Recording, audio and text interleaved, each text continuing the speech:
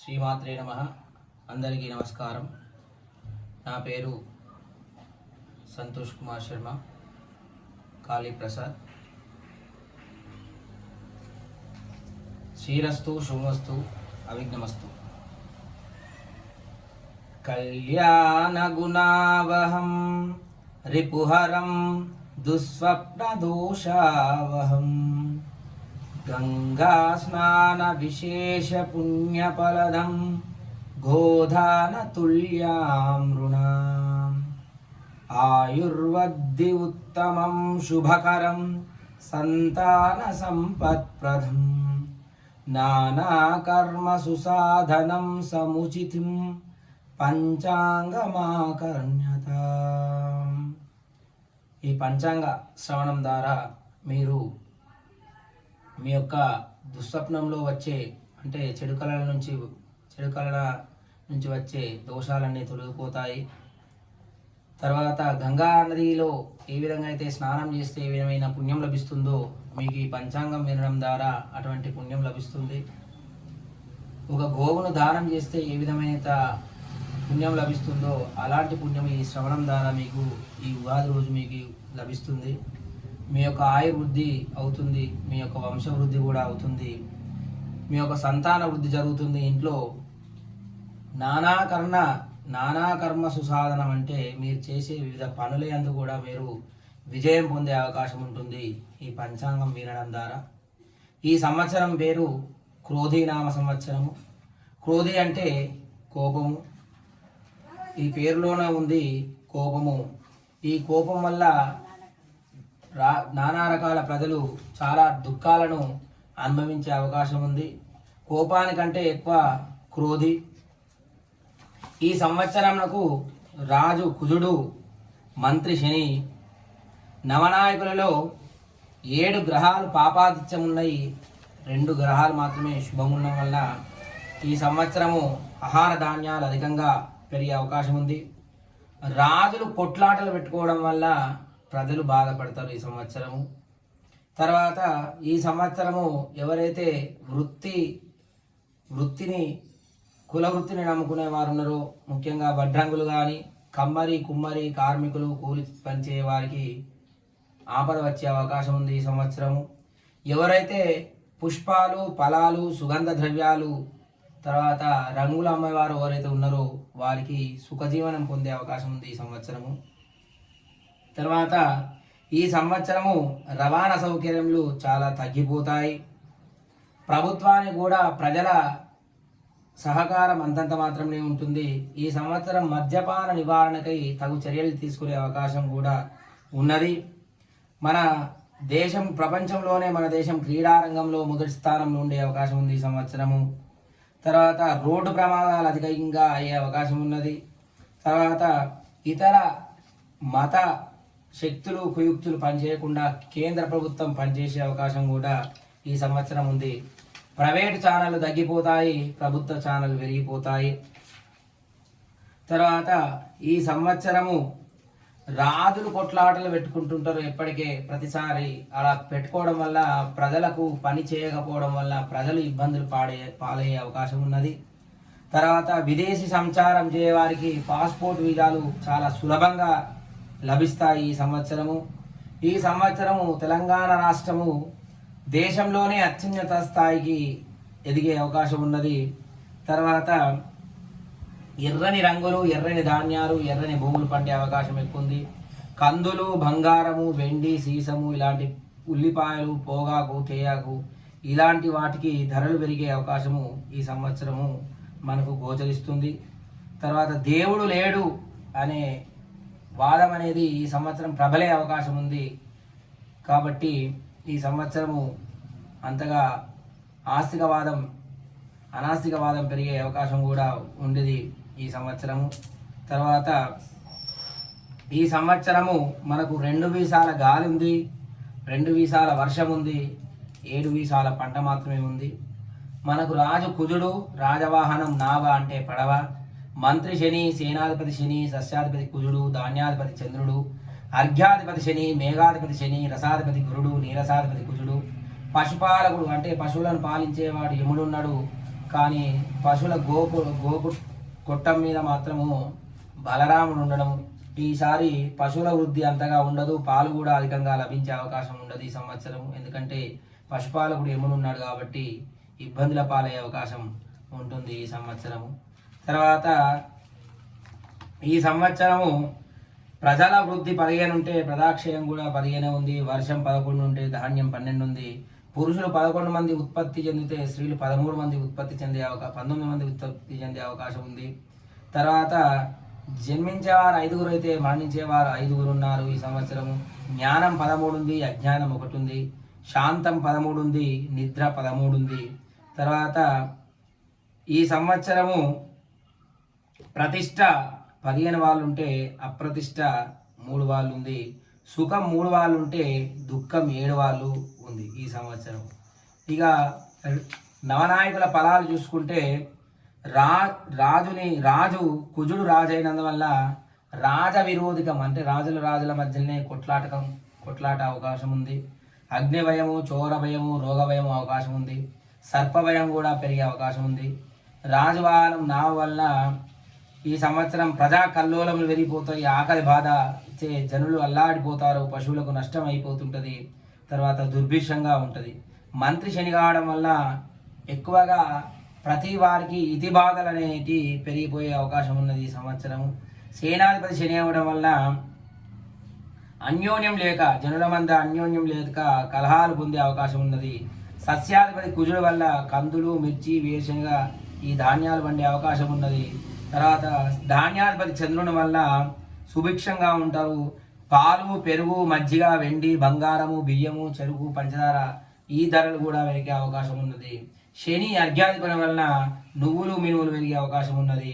తర్వాత రసాధిపతి గురువు వల్ల సస్యమైన వర్షములు పడే అవకాశం ఉంది. పత్తి, బెల్లము, పంచదార వీటికి కూడా ధరలు పెరిగే అవకాశం ఉంది. నీరసాపతి కుజుని వల్ల పుష్పాలు, ఫలవృక్షములు పెరిగే అవకాశం ఉంది. పశుపాలకుడు యముడు ఉండడం వల్ల పాడి పంటలు తగ్గుతాయి, పశువులకు నష్టం కలిగే అవకాశం ఉన్నది.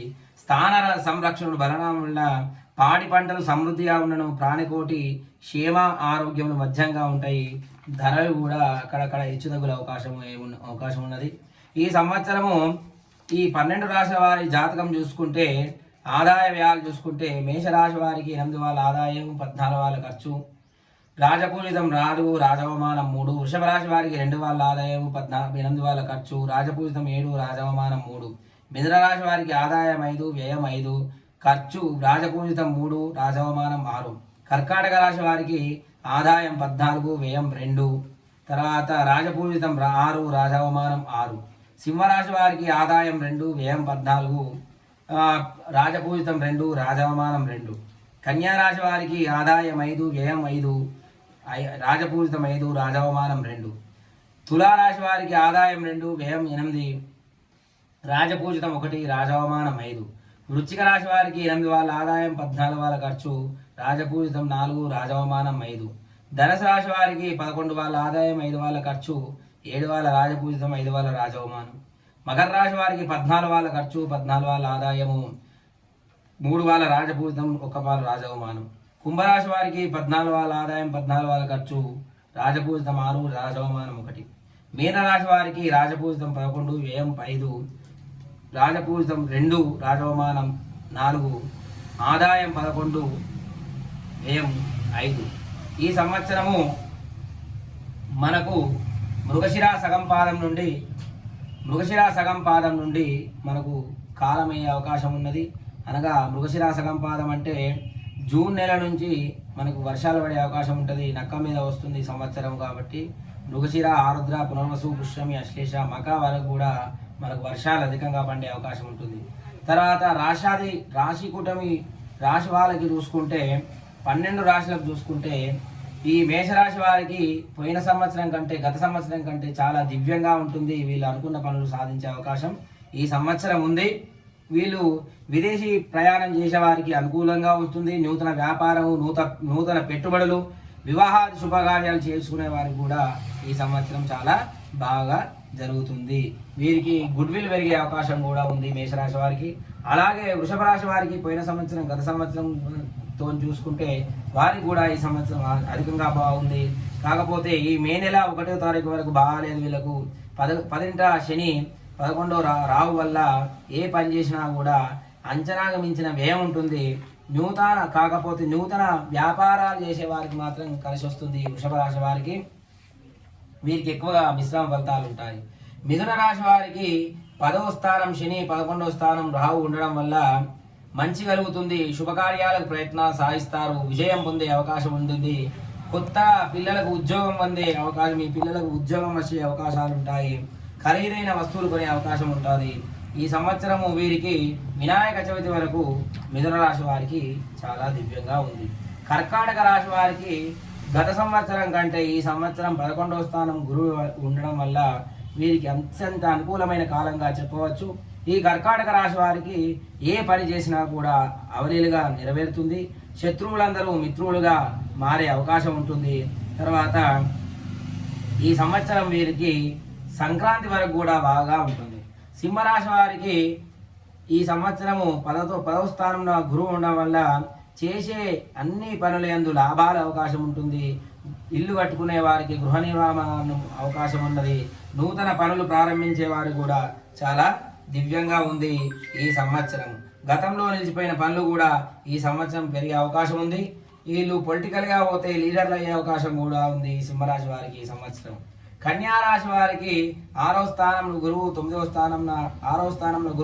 స్థానంలో ఉండడం వల్ల తర్వాత తలచిన కార్యాలన్నీ నెరవేరుతాయి. కన్యా రాశి వారికి ఈ సంవత్సరము దసరా పండుగ వరకు కన్యా రాశి వారికి అత్యంత అనుకూలంగా ఉంది. తులారాశి వారికి మాత్రం ఈ సంవత్సరం మిశ్రమ ఫలితాలు గోచరిస్తున్నాయి. 50% మంచి 50% చెడు అన్నట్టుగా ఉంటుంది ఈ సంవత్సరము. వీరికి అంతగా అనుకూలించదు. ఏ పని చేసినా 1కి 4 సార్లు ఆలోచించిన తర్వాతనే ఈ తులారాశి వాళ్ళు నిర్ణయం చేసుకోవాలి. ఆశించిన పదవులు దక్కే అవకాశం ఉండదు. ఖర్చులు కూడా అదుపులో ఉండకుండా ఈ సంవత్సరం వీళ్ళకు గుడ్విల్ దెబ్బతినే అవకాశం ఉంటుంది. తర్వాత వృశ్చిక రాశి వారికి కూడా ఈ సంవత్సరం గత సంవత్సరం లాగానే సాగుతుంది. కాకపోతే గురువు 7వ స్థానంలోకి వస్తున్నాడు కాబట్టి అక్కడక్కడ మంచి పనులు చేసే అవకాశం ఉంటుంది. విద్యార్థులు ప్రథమ శ్రేణిలో పొందే అవకాశం ఉంటుంది. పోయిన సంవత్సరం కంటే కూడా కొంచెం బాగా ఉంటుందని చెప్పవచ్చు ఈ వృశ్చిక రాశి వారికి. ఆ తర్వాత ధనువు రాశి వారికి గత సంవత్సరం చాలా దివ్యంగా ఉంది. కానీ ఈ సంవత్సరం 3వ స్థానంలో శని 6వ స్థానంలో గురువు ఉండడం వల్ల మిశ్రమ ఫలితాలు కలిగే అవకాశం ఉంది. కష్టం ఫలిస్తుంది. మాట నిలబెట్టుకుంటారు. అభిమానం పెరుగుతుంది. పండగ వాతావరణం జరుగుతుంది. గృహ మరమ్మతులు చేపట్టే అవకాశం ఉంటుంది. విద్యార్థులకు కూడా మంచి ఆదరణ ఉంటుంది. కాకపోతే ఒకరోజు మంచిగా ఒకరోజు చెడ్డగా అన్నట్టుగా వీళ్ళ ఈ గ్రహచారం అనేది కొనసాగుతుంది. వీళ్ళు దసరా పండుగ వరకు ఏ పని చేసినా కూడా దివ్యంగా నెరవేరుతుంది. అత్యంత అనుకూలంగా ఉన్న రాశి ఏదైనా ఉందంటే ఈ సంవత్సరం ఎక్కువగా మకర రాశి వారికి చాలా దివ్యంగా ఉంది. ఎందుకంటే గురువు 4థం నుంచి 5వ స్థానానికి వెళ్తున్నాడు. 5వ గురువు చాలా పనులు చేసి పెడతాడు కాబట్టి వీరికి సంఘంలో మంచి గౌరవం పెరుగుతుంది. మంచి ఉన్నతిని సాధిస్తారు. మంచి విజయాలు సాధిస్తారు. ఎలాంటి విద్యార్థులకు కానీ ఉద్యోగస్తులకు కానీ వివాహం కాని వారికి కానీ తర్వాత ఇల్లు లేని వారికి కానీ ఎలాంటి వారికైనా ఈ మకర రాశి వారికి అవకాశం ఉంది. తర్వాత పొలిటికల్గా కూడా వెళ్తే లీడర్ అయ్యే అవకాశం కూడా ఈ మకర రాశి వారికి ఈ సంవత్సరం గోచరిస్తుంది. చిన్న ప్రయత్నానికే మకర రాశి వారు ఎక్కువ విజయాన్ని సాధిస్తారు. అలాగే కుంభరాశి వారిని చూసుకుంటే మకర రాశి వారికి ఏ విధమైతే ఫలితాలు ఉన్నాయో కుంభరాశి వారికి కూడా ఆ విధమైన ఫలితాలు ఉన్నాయి. కాకపోతే వారు తక్కువ ప్రయత్నం చేసినా విజయం సాధిస్తారు. కానీ వీళ్ళు నిరంతర ప్రయత్నంతో అనుకున్న పనులు అనుకున్నట్టుగా ప్రణాళికాబద్ధంగా వెళ్తే మాత్రం ఈ సంవత్సరం కుంభరాశి వారికి ఉన్నంత మంచిగా ఈ సంవత్సరం ఎవరికి కూడా లేదు. కాబట్టి వీరు కూడా పొలిటికల్గా వెళ్తే లీడర్లు అయ్యే అవకాశం అనుకూలంగా ఉంది. తర్వాత విద్యార్థులకు మంచి ఫలితాలు సాధిస్తారు. ఈ కుంభరాశి వారికి అనుకూలమైన ఉద్యోగాలు రావడం కూడా జరుగుతాయి. మకర రాశి కుంభరాశి ఈ 2 రాశుల వారికి చాలా దివ్యంగా ఉంది. తర్వాత మీనరాశి వారికి గత సంవత్సరం చాలా యోగంగా ఉంది. ఈ సంవత్సరం కూడా వీరికి అదే యోగం నడుస్తుంది. కాకపోతే అప్పుడప్పుడు మిశ్రమ ఫలితాలు అనేటి గోచరిస్తాయి. ఎందుకంటే గురువు లాభస్థానం నుంచి 3వ స్థానంలోకి వెళ్ళడం వల్ల ఆ విధంగా కొంచెం మిశ్రమ ఫలితాలు లభిస్తాయి. చివరకు చూసుకుంటే వ్యాపారం అందు మంచి లాభాలే ఉంటాయి. తర్వాత విద్యార్థులకు ప్రథమ శ్రేణిలో ఫస్ట్ ర్యాంక్ వచ్చే అవకాశం ఉంటుంది. ఉద్యోగస్తులకు ప్రమోషన్లు వచ్చే అవకాశం కూడా ఉంటుంది. మొత్తం మీద ఈ ద్వాదశ రాశులను చూసుకుంటే ఎక్కువగా ఈ సంవత్సరం మకర, కుంభ, సింహ, తర్వాత మేషరాశి వారికి చాలా దివ్యంగా ఉందని చెప్పుకోవచ్చును. తర్వాత ఈ సంవత్సరం ప్రతి ఇంట్లో కూడా క్రోధం పెరిగిపోతుంటుంది. క్రోధం అంటే కోపం పెరిగిపోతుంటుంది. ఈ కోపాన్ని తగ్గించుకోవడానికి మీరు ప్రతి ఇంట్లో కూడా వెంకటేశ్వర స్వామి కానీ శివుణ్ణి కానీ ఆరాధన చేసుకోవాలి. తర్వాత ఎవరైతే వివాహమైన వాళ్ళు ఈ సంవత్సరము వాళ్ళ భార్య మాట వినుకుంటూ ముందుకు వెళ్తారో వాళ్ళు విజయం సాధిస్తారు. ఆ ఇంట్లో విజయం అనేది చేకూరుతుంది. కాబట్టి తర్వాత ఈ సంవత్సరము ఎవరైతే అమ్మా నాన్నలు కానీ ఆడపడుచులను కానీ సరిగా చూసుకుంటారో ఆ ఇంట్లోనే విజయం ఉంటుంది. కాబట్టి ఈ సంవత్సరం ఎలాంటి కోపతాపాలకు వేయకుండా మీరు చాలా మంచి పనులు చేసుకోవాలని కోరుకుంటున్నాను.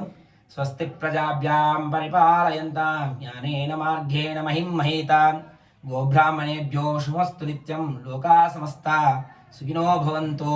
ధర్మస్థా విజయోస్తు అధర్మస్థా నాశోస్తు. నమస్కారం.